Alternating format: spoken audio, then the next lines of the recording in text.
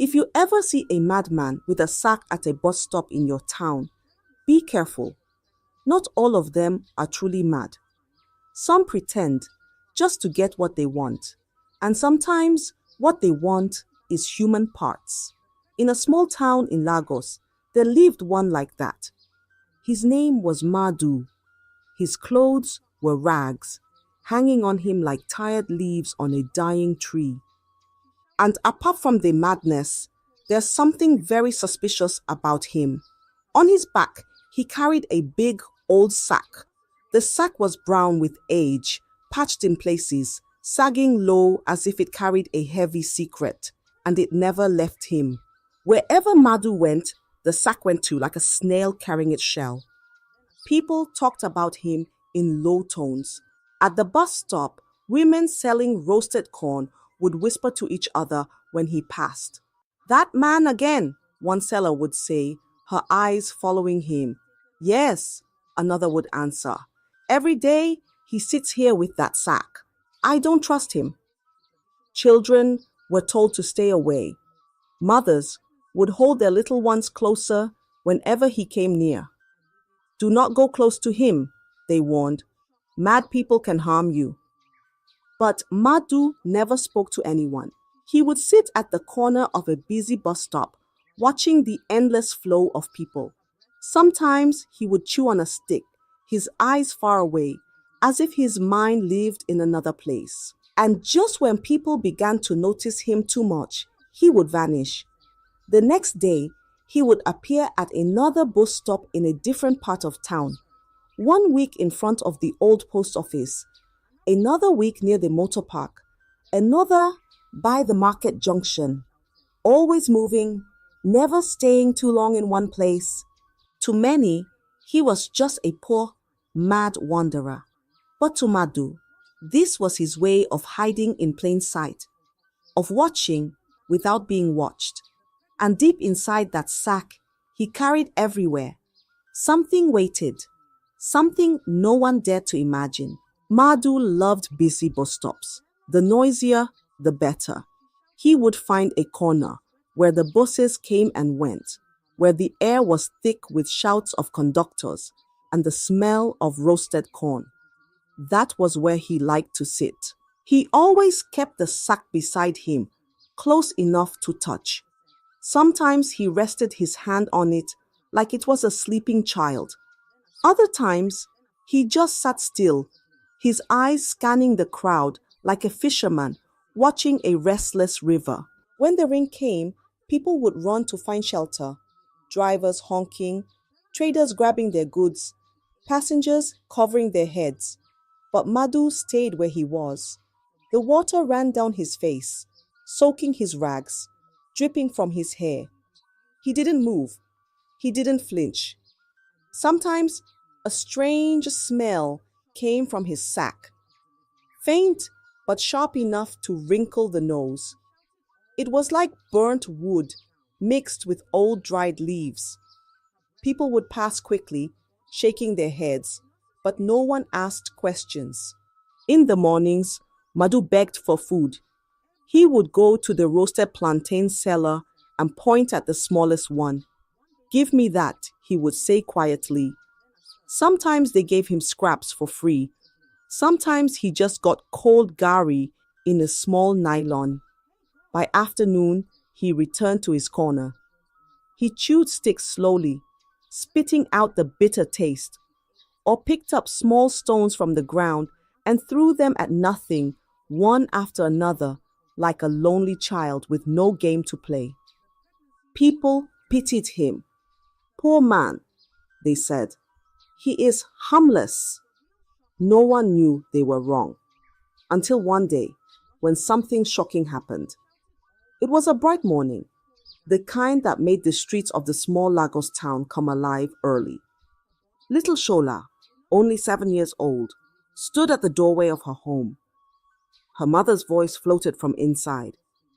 "Go and get me palm oil from Mama Nkechi's shop and come back quickly," she said, adjusting her wrapper. "I will, Mama," Shola replied with a smile before skipping down the road. It was a short walk, just past two streets and across the busy bus stop. Children in the area ran errands like that every day. But minutes passed, then an hour.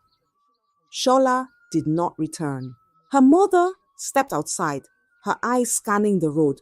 Shola, she called. No answer. She called again, louder. Shola. Still nothing. Neighbors began to gather. One man said, maybe she is at her friend's place. Another woman shook her head. No, Shola always comes straight home. They searched everywhere. Side streets, small shops, narrow alleys between buildings. Some went to the bus stop, asking traders if they had seen her. Then someone pointed to the roadside. Shola's small nylon bag lay there, flattened by dust, the contents gone. But there was no Shola. The whispers began almost immediately. Could it be the madman? One man asked, glancing toward the bus stop. A woman frowned.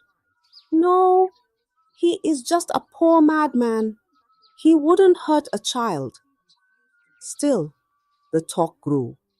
They went to Madhu, who was sitting at his usual corner with the sack at his side. Have you seen a little girl? 7 years old. She was sent to buy palm oil, one of the men asked. Madhu turned his head slowly. His lips curled into a smile, but it was not a warm one. Then he let out a laugh, low and dry, like dry leaves crushed underfoot. It was a sound that made even grown men feel cold in their bones. So, everyone left him alone quickly. The days turned into weeks. The weeks became months, but the sorrow in Shola's mother's eyes never left. She moved like a shadow now, her voice quieter, her smile gone. People still spoke about the little girl sometimes, but only in low tones, as if the air itself was listening. Then, one morning, it happened again. 10-year-old Emeka, bright and quick-footed, had gone out with a small yellow bucket to fetch water from the public tap down the street. His mother called after him, "Don't waste time, Emeka.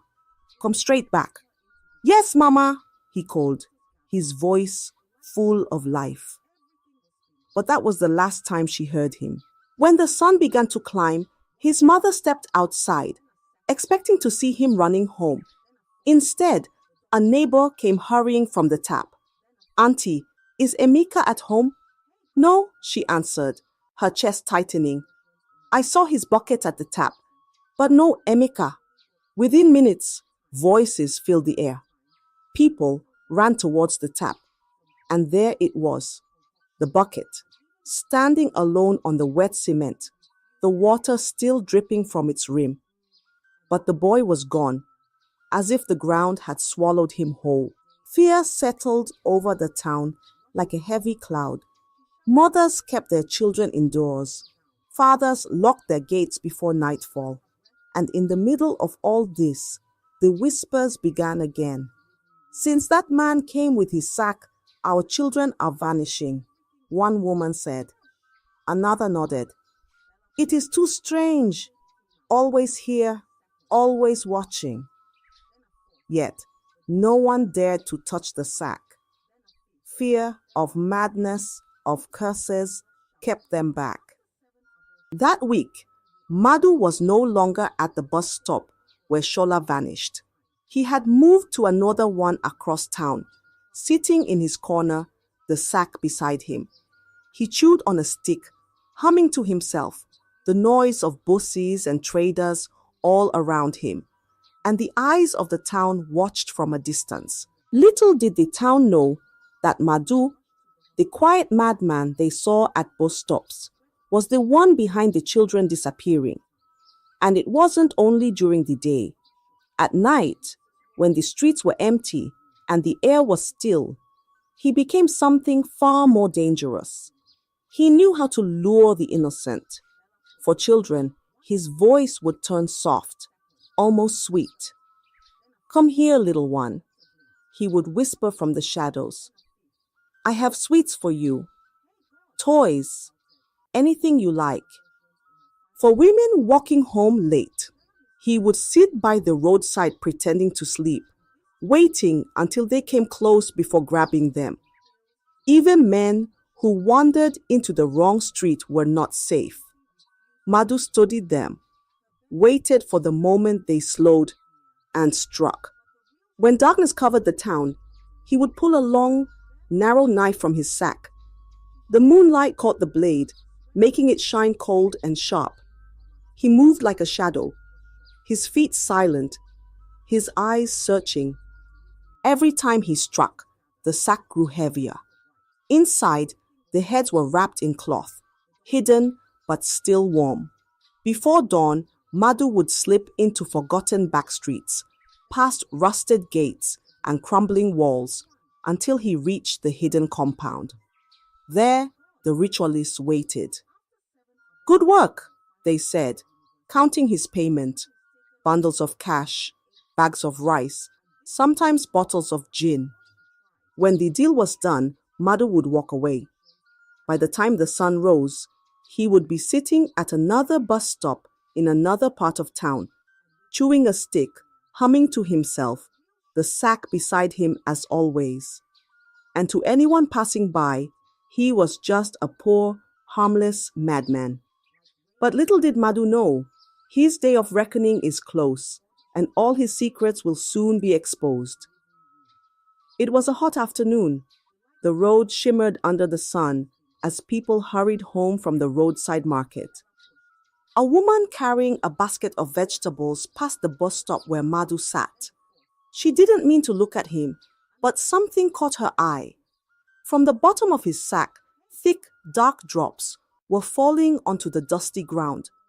They slid down slowly, one after another, leaving tiny spots behind. Her feet stopped. Her breath caught in her throat. For a moment, she just stood there staring. Then, clutching her basket tighter, she turned and hurried down the street. At home, she dropped the basket on the floor. "Husband," she called, her voice trembling. A tall man came from the back room. "What is it?" "That madman at the bus stop. His sack is dripping." "Dripping blood," she whispered. The man's eyes narrowed. "Are you sure?" "I saw it with my own eyes." "Go and see." Without waiting, he called two neighbors. They picked up heavy sticks and walked together towards the bus stop, their steps fast and hard. Madhu was still there, chewing his stick, the sack at his side. When he saw them coming, his eyes widened. Then he jumped to his feet. "Leave me," he shouted, his voice rising like a sudden storm. "The spirits will curse you if you touch me." The men froze. The sound of his voice, the wildness in his eyes, it was enough to make the hairs on their arms stand. One man swallowed hard. "Mad people have strong juju," he muttered. "We should not anger him."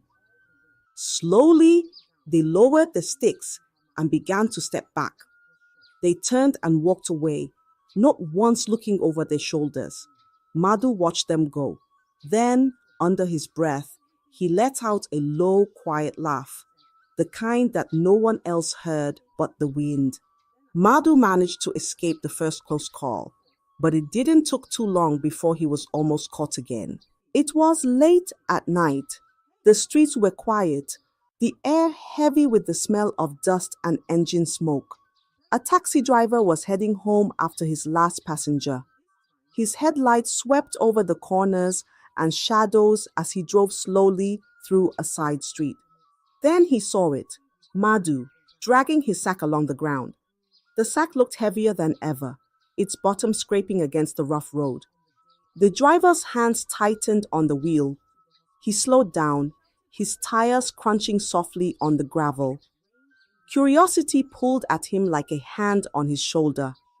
He kept a short distance behind, his eyes fixed on the sack. What could be inside, he whispered to himself. Madhu's steps were steady, his head low, but suddenly, without warning, he stopped. He turned his head sharply. His eyes caught the taxi's headlights, and in that glow, they burned. Not like ordinary ice, but like embers deep in a fire, hot and alive. The driver's chest tightened. His heart slammed against his ribs. Without thinking, he pressed his foot down hard. The taxi leapt forward, the tires screeching as he sped away, leaving Madhu standing in the road, the sack still at his side. The next morning, he told the people around the bus stop, I saw him. He is not mad. He is something worse. But as the word spread, fear wrapped itself around the town. People shook their heads, lowered their voices, and did nothing. No one wanted to be the one to touch the sack. But a girl was coming. And this girl was the one who would make everything Madhu had been hiding in his sack come to light. In a high-rise mansion on the edge of the small Lagos town lived Ifunanya, the only daughter of Chief Obina, one of the richest men in the city. Everyone knew her. She was young, beautiful, and kind, with a smile that could soften even the toughest heart. She treated the driver's children the same way she treated her father's business partners. One hot afternoon, she was in the back seat of her father's sleek black SUV, heading home from a charity event. As the car slowed near a busy bus stop, her eyes caught a man sitting alone in the corner. His clothes were torn, his hair stood wild, and beside him was a sagging brown sack. She frowned slightly. Why does everyone avoid him? She asked her personal assistant, seated in front. The woman glanced at the man and quickly looked away. He's a madman, Ifunanya. People say he is dangerous. Ifunanya's brows drew together. He is still a human being, she said quietly. That night, she could not forget the man's face, half smile, half shadow. The next morning, without telling anyone, she asked the chef to pack a hot bowl of yam porridge. She left the mansion in a smaller car. No security, no noise, and walked the last few steps to the bus stop.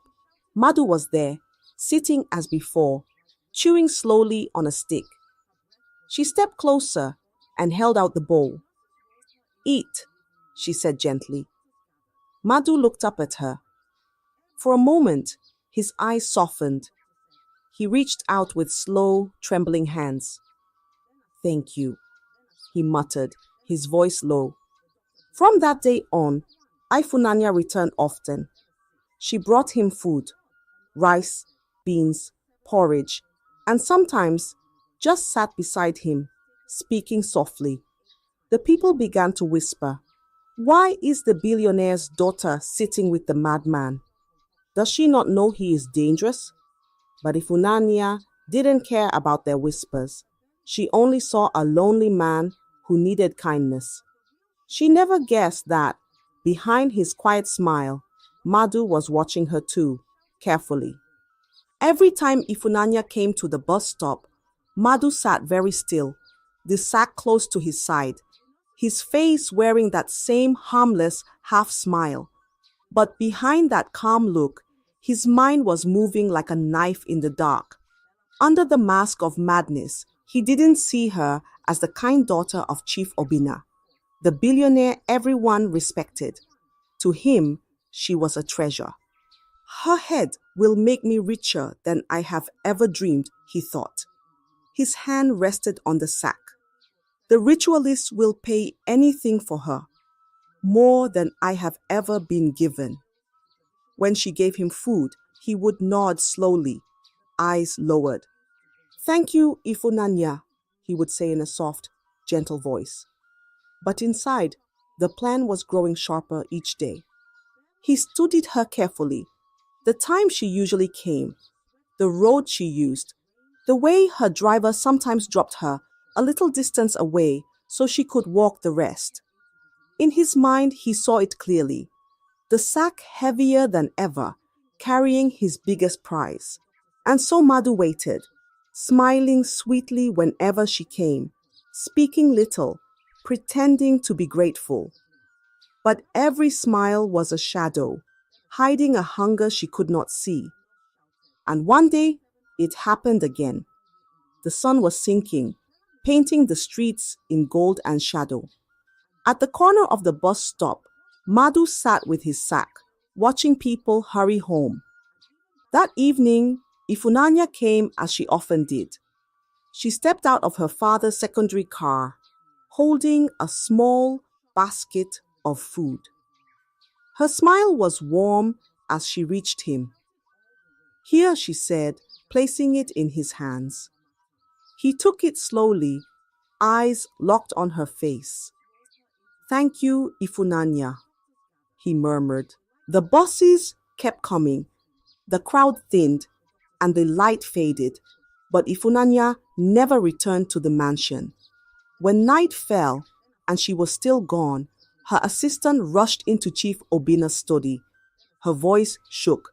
Sir, Ifunanya has not come back. The billionaire's face went hard. Call security! Search every street! Guards poured into the night, their vehicles sweeping the roads with bright lights. They checked shops, parks, alleys, everywhere. At a roadside kiosk, an old woman waved them over. Check that madman, she said. The one who sits with a sack at the bus stop. It's always full, and it smells too sweet to be just rubbish. The guards didn't waste a second. They drove straight to the bus stop. Madhu was there, just as she described. Sack by his side, head bent like he was humming to himself. What's in your sack? One guard demanded. Madhu's head snapped up. His voice rose in a wild shout. Spirits, you cannot touch it. If you open it, they will curse you. But this time, the guards didn't hesitate. Two grabbed the sack while the others held Madhu down. The rope at the top was yanked loose, and what they saw inside froze the night in place. The rope slipped free, and the mouth of the sack gaped open. Gasps broke from the guards, sharp and trembling. On top, lying on a folded piece of cloth, was the head of Ifunanya. Her long black hair still shone under the street lights, as if it didn't know her life had ended. Her face was calm, almost peaceful, but her eyes were closed forever. Beneath her were others, faces the guards knew, Shola, Emeka, and more children whose families still searched for them. The air grew thick, heavy with the smell no one wanted to name. From the sidewalk, people who had gathered cried out. Some covered their mouths, others turned away. A woman fainted. A man dropped to his knees, shaking his head over and over. Take him, the head guard barked, his voice raw. Two men seized Madhu by the arms. He didn't struggle. He didn't beg. He just threw his head back and laughed, deep, broken laughter that echoed through the street like something unholy. The guards dragged him toward Chief Obina's mansion, his laughter spilling into the night, while behind them, the sack lay open, revealing the horror it had carried for so long. The mansion's grand hall was filled with silence so deep it pressed on the chest. Guards dragged Madhu inside, his feet scraping against the polished marble floor. At the far end, Chief Obina sat in his high-backed chair, his face carved with grief and fury. They threw Madhu to his knees before him, but instead of fear, Madhu wore a slow, crooked smile. Chief Obina's voice cut through the room. You dared to touch my daughter? You dared to bring this evil into my city? Madhu lifted his head, his eyes glinting like shards of glass. Kill me if you must, he said, his tone steady. But I am not the only monster here. The guard stiffened. The people standing in the hall leaned closer, drawn by the venom in his voice.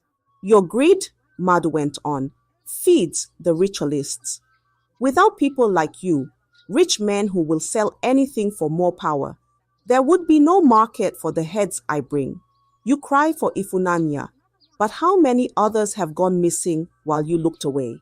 Murmurs rippled through the crowd. Obina's jaw tightened, but he said nothing.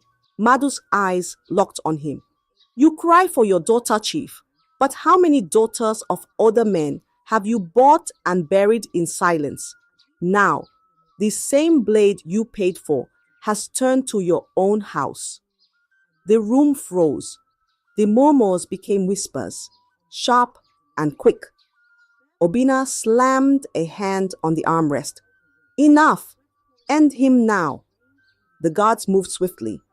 In a moment, Madu's voice was gone, but his last words, pointed like a knife, remained in the air, heavy, accusing, and impossible to ignore.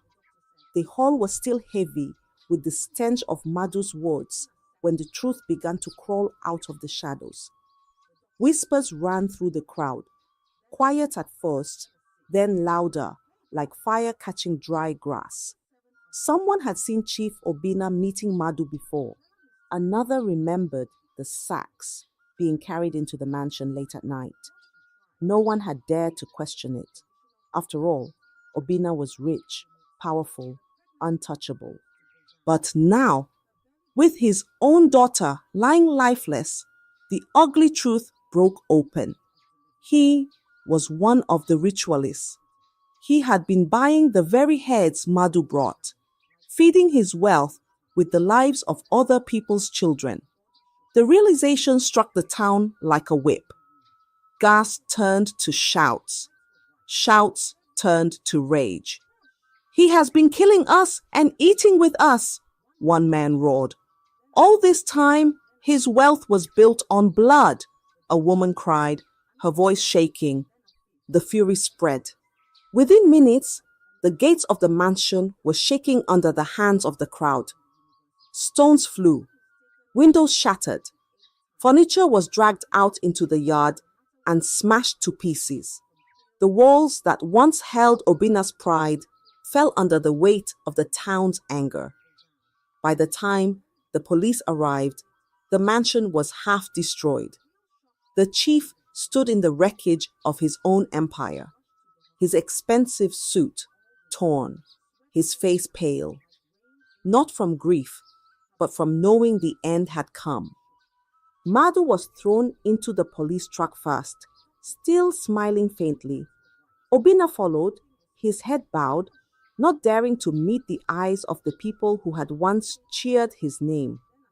The investigation was swift. Under questioning, names began to spill. Other buyers, other ritualists. One by one, they were tracked down, dragged from their homes, and brought to stand in the same shame. When it was over, the court sentence was clear: life in prison for every one of them. No escape, no return. The town did not celebrate. The air was too heavy with loss. Ifunanya was gone. Shola was gone. Emeka was gone. So many children whose names were now only whispered in prayer. But from that day, the people swore never again to close their eyes to the truth, no matter how rich or powerful the person standing before them might be. And the story of Madu, the madman with the sack, and the chief who paid for his crimes, lived on, a warning carved deep into the memory of the town. I hope you enjoyed the story. If so, please like the video, comment what you learned from the tale, share with friends and family, and don't forget to subscribe to the channel for more African folk tales just like this one. Thank you.